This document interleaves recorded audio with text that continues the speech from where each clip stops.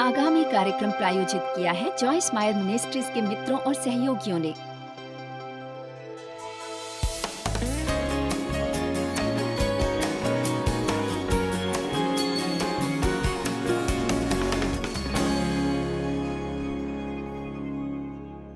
इस्राएली जब जंगल में भटक रहे थे और आप इसे व्यवस्था विवरण 8 में देखेंगे। मुझे ये कहानी पसंद है। उन्होंने कहा, तेरा परमेश्वर यहोवा उन 40 वर्षों से तुझे सारे जंगल के मार्गों में से इसलिए ले आया है कि वो तुझे नम्र बनाए और तेरी परीक्षा करके ये जानने की तेरे मन में क्या क्या है और कि तू उसकी आज्ञाओं का पालन करेगा या नहीं। आपके जीवन में भी परीक्षा के मौके आएंगे जब परमेश्वर जानना चाहेंगे।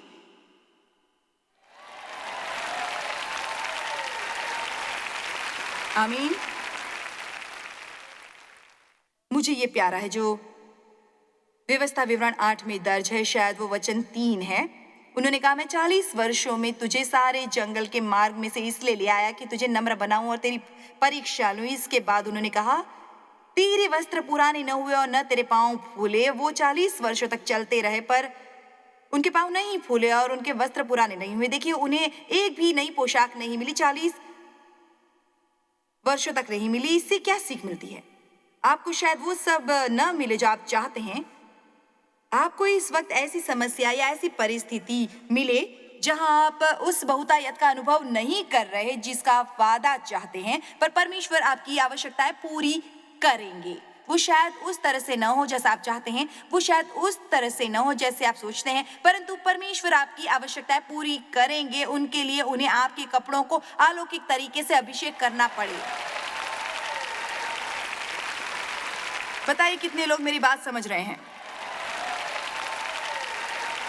और आप उसमें से बाहर आएंगे। आप उसमें से बाहर आएंगे। फिलिपियो 4:19 में एक वचन है जो हम सभी को प्यारा है, और मेरा परमेश्वर भी अपने उस धन के अनुसार जो महिमा सहित मसीह यीशु में है तुम्हारी हर एक घटी को पूरा करेगा। पर आप भूल करते हैं यदि आप यहां वहां से वचन चुनते हैं। ऐसा करके आप बाइबल से जो भी चाहे वो कहलवा सकते हैं। इसलिए हमेशा पहले और बाद का वचन पढ़ने में समझदारी होती है। इसलिए यदि हम फिलिपियो 4 पढ़ेंगे तो हम देखेंगे कि चाहे परमेश्वर के बंदों के साथ उग्रवादी किए गए हैं, और जब तक मैं यहाँ बात करूंगी वादों की और उसकी जो आपके लिए अपनी विरासत द्वारा उपलब्ध है, आप जोर शोर से चिल्लाएंगे और प्रसन्न होंगे और आनंद उठाएंगे। पर अब मैं 1 मिनट के लिए विषय बदलूंगी और आपको इसके बारे में थोड़ा बताऊंगी कि आपका हिस्सा क्या है, क्योंकि ये नामुमकिन है। मेरी ओर देखिए कि आपको बीज के बगैर फसल नहीं मिलेगी। ये बीज आज्ञाकारिता हो सकती है, ये बीज समय हो सकता है, ये कोई आर्थिक बीज हो सकता है, ये बीज किसी ऐसी को पूर्णता क्षमा करना हो सकता है जिससे आप नफरत करते हो, पर आप जानते होते हैं कि परमेश्वर चाहते हैं आप वो करें, और यदि आप वैसा करेंगे फिर आपको उपलब्धि मिलेगी और आप अपने जीवन में खुश होंगे। सो ऐसी ढेर सी बातें होती हैं जिन्हें परमेश्वर हमसे करने को कहते, पर हम उन्हें टालते रहते हैं क्योंकि वो कठिन होती हैं या हम उन्हें अन्याय समझते हैं, और हम आशा कर रहे होते हैं किसी दूसरे जवाब की। अपने जीवन में परमेश्वर की बहुतायत की अपेक्षा न करें यदि आप उद्देश्यपूर्वक कृतज्ञता करने वाले हैं। देखा, मैंने कहा था ना कि चिल्लाना बंद हो जाएगा। मेरे लिए बहुत आसान होगा ऐसे विषयों पर प्रचार करना जिसे सुनकर सब चिल्लाएं और कहें, क्या बात है, बहुत खूब, बहुत मजा आ गया, बढ़िया था ये। पर यदि मैं आपको सब नहीं बताऊंगी तब मैं अपना काम ठीक से नहीं कर रही होंगी। मुझे आपको अच्छी बुरी दोनों परिस्थितियों के लिए तैयार करना है। फिलिपियो 4 हम इसमें थोड़ा और पढ़ेंगे ये आश्वस्त करने के लिए कि हमें संतुलित शिक्षा मिले, क्योंकि मैं तंग आ जाती हूँ जब लोग बीच में से ही वचन निकालते हैं जिन्हें सुनकर सब उत्साहित होते हैं पर वो उन्हें बाकी का वचन नहीं सुनाते। मेरा परमेश्वर भी अपने उस धन के अनुसार जो मसीह यीशु में है तुम्हारी एक घटी को पूरा करेगा।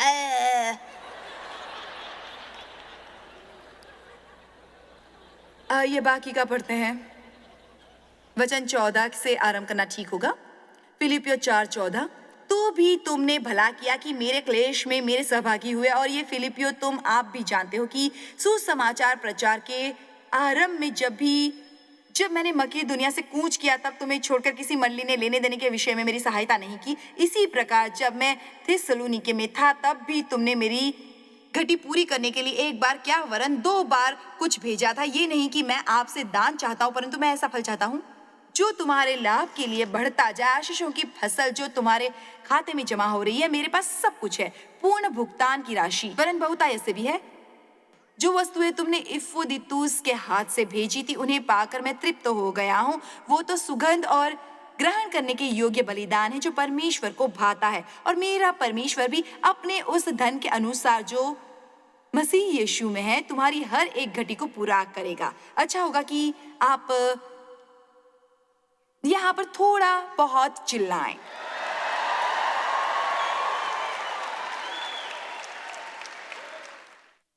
आपको हर तरह के देने के बारे में उत्साहित होना चाहिए जो परमेश्वर आपको देने को कहे, चाहे वो समय हो, पैसा हो, या कुछ और हो, या क्षमा हो, या जो भी हो, क्योंकि ये नामुमकिन है। मेरा मतलब एक अशिक्षित किसान भी ये जानता है कि बीज के बिना उसे कोई फसल कभी नहीं मिलेगी।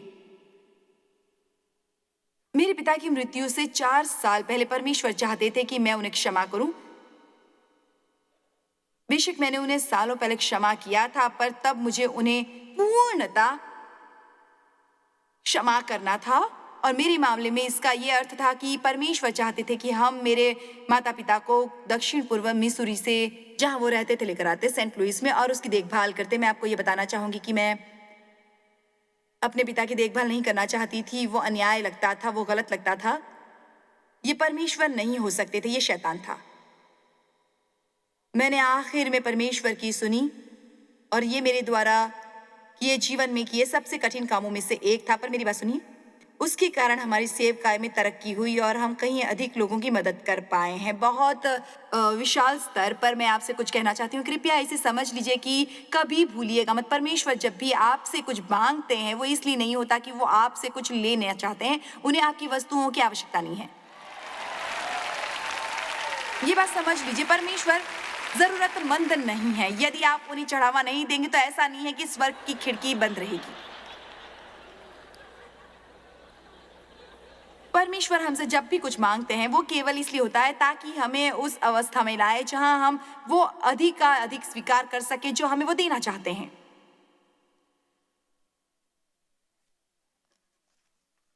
और मैं ये बहाना सुन सुनकर थक गई हूं। आप जानते हैं ये प्रचारक हमेशा ऐसे ही कहते रहते हैं।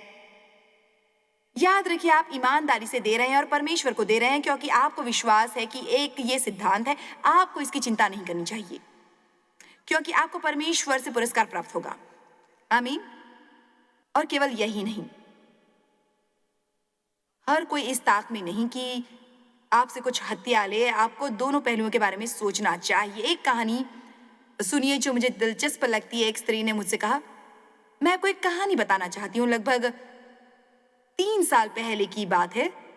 परमेश्वर ने मुझसे आपकी सेवकाई के सहभागी बनने के लिए कहा। मैं बहुत समय से आपका प्रोग्राम देख रही हूँ और मुझे सचमुच ऐसी अनुभूति हुई कि मैं आपकी मदद करूं, सेवकाई की सहभागी बनूं। उसने आगे कहा, पर मैंने वो नहीं किया। उसने कहा, मैं इसका कारण नहीं जानती। ऐसा नहीं कि मेरे पास पैसे की कमी है, ऐसा नहीं कि मैं करना नहीं चाहती। मुझे आपसे प्रेम है और आप जो भी करते वो अच्छा लगता है, बस मैं सहभागी नहीं बनी। उसने आगे कहा, 1-2 साल बीत गया और मैं अभी भी वो नहीं कर रही। अचानक ऐसा हुआ कि मुझे आपकी शिक्षा से कोई लाभ मिलना बंद हो गया। उसने आगे कहा, मैंने सोचा परमेश्वर आखिर जॉयस में क्या खराबी है। हम सचमुच कई बार ऐसा करते हैं, आखिर जॉयस में क्या खराबी है? क्या उनके जीवन में कोई पाप है? अब उन पर पहले जैसा अभिषेक नहीं है? उन्होंने कहा, जॉयस में कोई खराबी नहीं है। मैंने 2 वर्ष पहले तुमसे उस सेवकाई के सहभागी बनने के लिए कहा था और तुम नहीं बनी, तुम बैठी रही। तो उससे कुछ प्राप्त करने की आशा मत करो। इसलिए यदि आप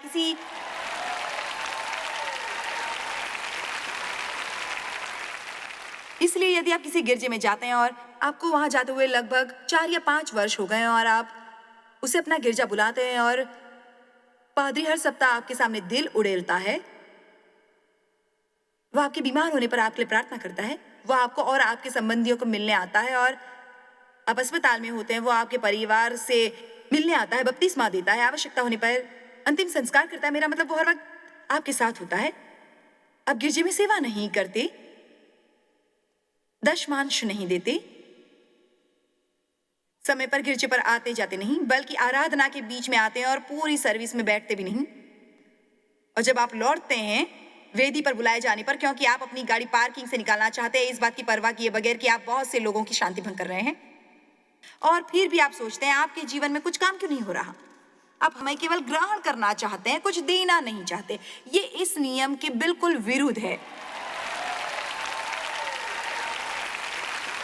ये एक नियम है, एक आध्यात्मिक नियम है। आप वही फसल काटते हैं जिसका बीज आप बोते हैं, और ये जीवन के हर पक्ष पर लागू होता है। मैं केवल पैसों की बात नहीं कर रही, हमें सचमुच होने लगती है घबराहट पैसों की बात सुनकर। इसलिए मैं आपको बताना चाहती हूँ कि हम पहले ही चढ़ावा दे चुके हैं। मैं आपसे दोबारा नहीं लेने वाली।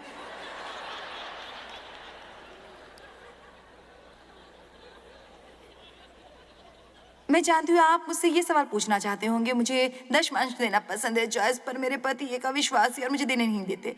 हाँ ठीक है, आपको अपने घर में युद्ध आरंभ करने की जरूरत नहीं। देने का कोई तरीका ढूंढिए, अपना समय दीजिए। आपको भत्ता तो मिलता होगा, उसका दशमांश दीजिए। लोगों के लिए कुछ कीजिए, जो भी आप कर सकते हैं, पर कुछ ना करने के लिए कभी भी बहाना मत बनाइए। आमीन। उसके बारे में सोचना बंद कीजिए जो आप नहीं कर सकते, और ऐसा कुछ ढूंढिए जो कर सकते हैं। हालेलुया। और यदि आप केवल इतना करेंगे कि आप जानबूझकर अवज्ञा नहीं करेंगे, दरअसल मुझे यकीन है कि मेरे जीवन में भी कुछ ऐसे पहलू होंगे जिनके बारे में मैं अनजाने में आज्ञा पालन नहीं कर रही, पर जब परमेश्वर अवगत कराते हैं तब मैं जवाबदेह होती हूँ। इसीलिए जब आप उस अवज्ञा से पीछा छुड़ाते हैं जिसके बारे में जानते हैं, और आपको ये नहीं कहना चाहिए परमेश्वर ने मुझे ऐसा करने को कहा था, पर यह बहुत कठिन है, मैं नहीं कर सकता। ये सच नहीं है। परमेश्वर ने तो मुझसे ये करने को नहीं कहा, ये आप कर सकते हैं। आप अपना पहला कदम उठाइए तो परमेश्वर आपके बिल्कुल साथ होंगे। आप अपने जीवन की जानबूझकर की हुई अवज्ञा से छुटकारा पाइए और बीज बुना आरंभ कीजिए आत्मा के मार्गदर्शन के अनुसार। चाहे वो जो भी हो, चाहे वो समय हो, पैसा हो, वो किसी भी मदद से हो सकता है, चाहे वो क्षमा करना हो। जानते हो आज गिरजे में कितने लोग क्रोधित हैं? मेरा मतलब आज यहाँ कोई ऐसा होगा जो किसी ऐसे के साथ गिरजे में आया होगा जिससे वो बेहद क्रोधित है, और वो उपलब्धि के बारे में वचन सुनकर चिल्लाएगा और उत्साह से कूदेगा, और घर लौटते समय गाड़ी में पूरा रास्ता लड़ते रहेगा। बस कीजिए, ये इस बचकानी बकवास से तंग आ गए हैं। हमारे पास फल होना चाहिए, और हमें समझना है कि परमेश्वर मजाक नहीं कर रहे। कि यदि आप वो करना आरंभ करेंगे जो परमेश्वर आपसे करने को कहें, तो मेरी बात याद रखिए कि आपके पास लहू द्वारा खरीदा अधिकार होगा परमेश्वर की उपस्थिति में रहने और ये कहने का, परमेश्वर मैं आशा कर रहा हूं कि आप उग्र रूप से आश्चर्यजनक और प्रशंसीय काम करेंगे मेरे जीवन में। मैं आपकी प्रतीक्षा कर रहा हूं परमेश्वर। मुझ में पवित्र आशा है, मैं ना सुनने वाला नहीं हूं, क्योंकि परमेश्वर कोई मनुष्य नहीं है जो वो झूठ बोलेंगे। पर मैं उन लोगों से परेशान हूं जो सब मुफ्त में चाहते हैं। आज हमारी पूरी दुनिया ऐसे लोगों से भरी है जिसमें अधिकार की भावना होती है। आपको मुझे ये देना है, कोई भी किसी का देनदार नहीं। आमीन।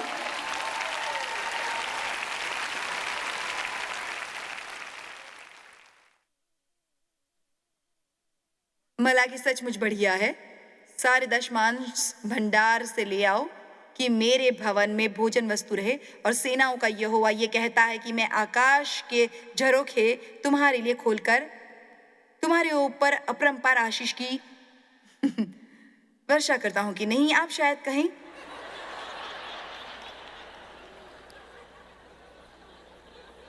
कुछ लोग मुझे घूर कर देख रहे हैं।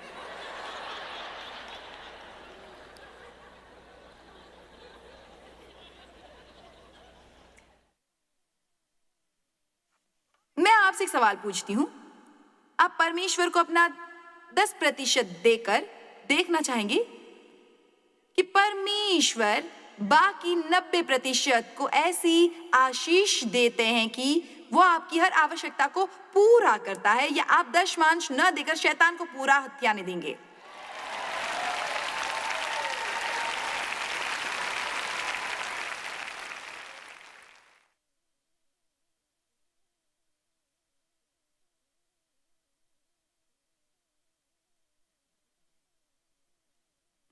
दशमांश देकर न केवल आपको ये सुनने का सुअवसर मिलता है, बल्कि दुनिया के लाखों लोगों को भी मिलता है। ये सच है कि मैं केवल यहाँ बैठे लोगों से बात नहीं कर रही, मैं विशेष रूप से वहां बैठे सब लोगों के लिए बात कर रही हूँ। मुझे खुशी है कि मैं हर दिन आपके लिए होती हूँ, और आपके लिए बहुत आसान होता है केवल अपना रिमोट का बटन दबाओ और हम हाजिर होते हैं, हमारे सहभागी, और उन प्रोग्राम का मूल्य दिया है जो आप देख रहे हैं, और हम सारा काम करते हैं। आप केवल सोचते परमेश्वर की महिमा हो। मुझे ये प्रोग्राम पसंद है, मुझे इससे सच कहूं मुझे भी आपकी मदद करने में प्रसन्नता होती है, और मैं तब तक ये करती रहूंगी जब तक मेरी सांस चलती रहेगी। पर मैं आपसे आपके लिए कह रही हूँ, आपको बिल्कुल उस तरह का मनुष्य नहीं बनना चाहिए जो हर वक्त केवल लेते लेते लेते लेते लेते रहे। आपको अपने परिवार के साथ ऐसा नहीं करना है, आपको अपने मित्रों के साथ ऐसा नहीं करना। आपको अपने जीवन में देने में ऐसे सक्रिय होना चाहिए जहां आप लोगों के साथ सहभागी होकर अपने जीवन में बोना आरंभ करते हैं, और वो आपके जीवन में आप देते हैं और वो देते हैं। आज सुबह की बात ले लीजिए। आज सुबह मैंने अपने पति के लिए कॉफी बनाई, उन्हें मेरे हाथ की कॉफी पसंद है, इसलिए मैंने उनके लिए भी बनाई। वो खुश हुए। पर मेरी हर सुबह को 2 छोटे बिस्किट पर आलमंड बटर लगाकर खाने की आदत है, इसलिए देव उठे और उन्होंने मेरे खाने के लिए 2 बिस्किट पर आलमंड बटर लगाया, और उसके बाद हमारे लिए नाश्ता मंगवाया, और उसके बाद हमारे नाश्ता मंगवाया, और नाश्ता आने पर उन्होंने उससे अच्छी तरह मेज पर सजाया और कहा, जल्दी जल्दी आओ, तुम्हारा नाश्ता तैयार है। उन्होंने मेरे लिए कुर्सी बाहर खींची, बैठने में मेरी मदद की। फिर मैं चौंक गई। उन्होंने कहा, अपने खाने पर से ढक्कन मत हटाना, कृपया ढक्कन मत हटाना, रुको रुको रुको रुको। और फिर उन्होंने आकर उस पर से ढक्कन उठाया। लोग कहते हैं खाने का आनंद लीजिए, पर देव ने मुझे हंसाने के लिए कहा, मोटी मत होना।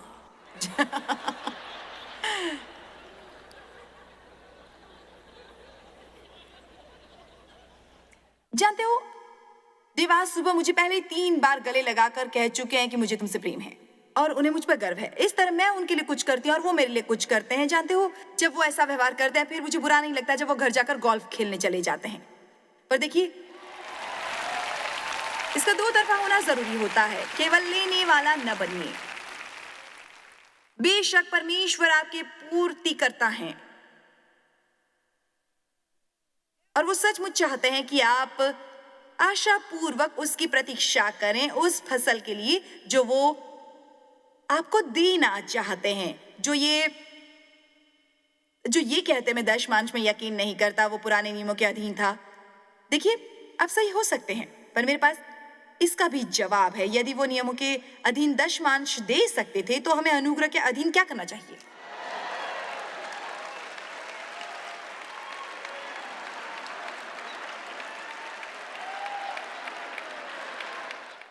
मैंने कभी इस तरह से सोचा ही नहीं। आमीन। मैं आपको पूरी ईमानदारी से कह सकती हूँ, मैं सच्चे दिल से कह सकती हूँ। एक तो ये कि परमेश्वर ने जनवरी में मेरे दिल में ये इच्छा डाली, जिसे मैंने कुछ मार्गदर्शकों को कहा, परमेश्वर चाहते मैं फिर से देने के बारे में सिखाऊं। मैं देने के बारे में ज्यादा नहीं सिखाती, और मैं इसका कारण बताती हूँ। दरअसल मेरी इसके लिए बहुत आलोचना की जाती है। मुझे हमेशा कुछ लोग मिलते हैं जो कहते हैं आप केवल लोगों का पैसा हथियाना चाहती हैं। देखिए, यदि आप गिरजे के पादरी होते तो परिस्थिति भिन्न होती और आप लोगों को समझा सकते, पर टीवी पर ऐसा नहीं होता। मैं ये सुनकर थक गई हूं कि क्या आप वैभव की प्रचारक हैं? मैं गरीबी की प्रचारक तो नहीं हूं। मैं ये भी नहीं जानती थी कि वैभव का प्रचारक कौन होता है। क्या वो कोई ऐसा होता है जो ये प्रचार करता है कि परमेश्वर आपको आशीष देना चाहते हैं? देखिए, मुझे इस पर विश्वास है। मैं थक गई हूँ लेबलों और उन संकीर्ण छेदों से जिनमें लोग हमें डालने की कोशिश करते हैं। मैं परमेश्वर की संतान हूँ और अपने जीवन पर उनके बुलावे को पूरा करने की कोशिश करती हूँ। मैं लोगों को यह बताने की कोशिश कर रही हूँ कि परमेश्वर उन्हें आशीष देंगे और उन्हें उनकी समस्याओं से मुक्त करेंगे।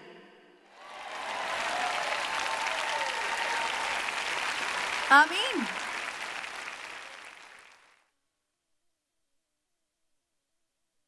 और उन्होंने मुझसे ये कहा, तुम लोगों पर अनुग्रह नहीं करोगी यदि तुम उन्हें देना नहीं सिखाओगी। तो मैं आज ये इसलिए नहीं कर रही क्योंकि ये मेरा पसंदीदा काम है जिसे करने को मैंने चुनाव किया है, मैं बल्कि आपको बताना चाहती हूँ कि आप अपना नुकसान करते हैं यदि आप हर मुमकिन तरीका नहीं ढूंढते जिससे आप दे सकें परमेश्वर को, लोगों को, अपने परिवार को, मित्रों को। आपको दानी होना चाहिए। परमेश्वर एक दानी है क्योंकि उन्होंने जगत से ऐसा प्रेम किया कि उन्होंने दिया, और हमें भी वही करना चाहिए। हमें उग्रता से दूसरे लोगों की मदद करनी है। अब मैं समाप्त करूंगी इस अंतिम वचन के साथ, इब्रानियों 13:5 में। क्या आप चिल्लाने को तैयार हैं?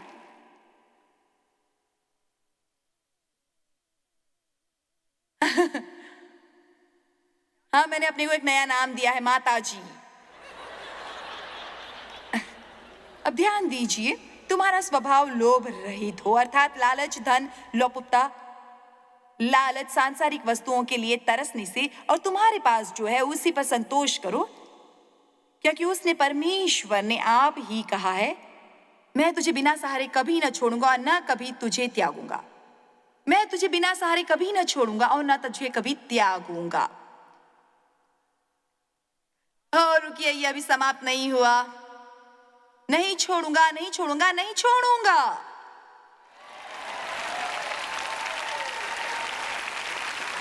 क्या आप ये समझे? मैं आज कुर्सी पर बैठे नहीं रह सकता। मैं नहीं छोड़ूंगा, नहीं छोड़ूंगा। मैं तुम्हें बिल्कुल असहाय नहीं छोड़ूंगा। मैं तुम पर अपनी पकड़ बिल्कुल ढीली नहीं करूंगा। तुम आश्वस्त रहो। इसलिए जब शैतान कोशिश करे तुम्हें परेशान करने और ये कहने की कि तुम्हें कोई नौकरी नहीं मिलेगी,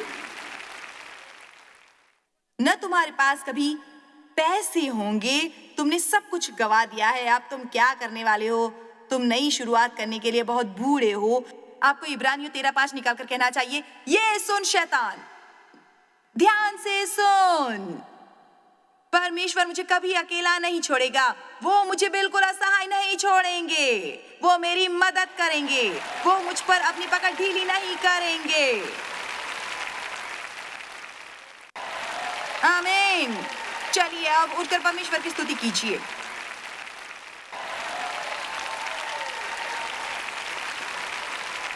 हालेलुया।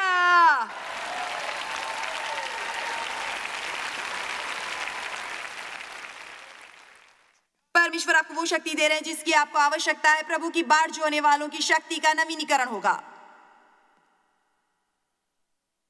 मैं इस मसीह के द्वारा सभी कुछ कर सकता हूं जो मुझे शक्ति देते हैं। परमेश्वर आपके कष्टों के समय आपको दिलासा देंगे। आपको ऐसी कोई आवश्यकता नहीं हो सकती जिसकी परमेश्वर पूर्ति नहीं करेंगे। आपको परिपूर्ण होने की आवश्यकता नहीं है, पर आपको अपने जीवन की हर जानी हुई अवज्ञा से छुटकारा पाना चाहिए और आपको निश्चित करना चाहिए कि आप वो सब बीज बो रहे हैं जो परमेश्वर आपको बोने के लिए कहते हैं। जब आप ऐसा कर लेते हैं, आपको आक्रामकता से आशा करनी चाहिए कि आपके साथ उस दिन कुछ भला होने वाला है। उस दिन आपके साथ।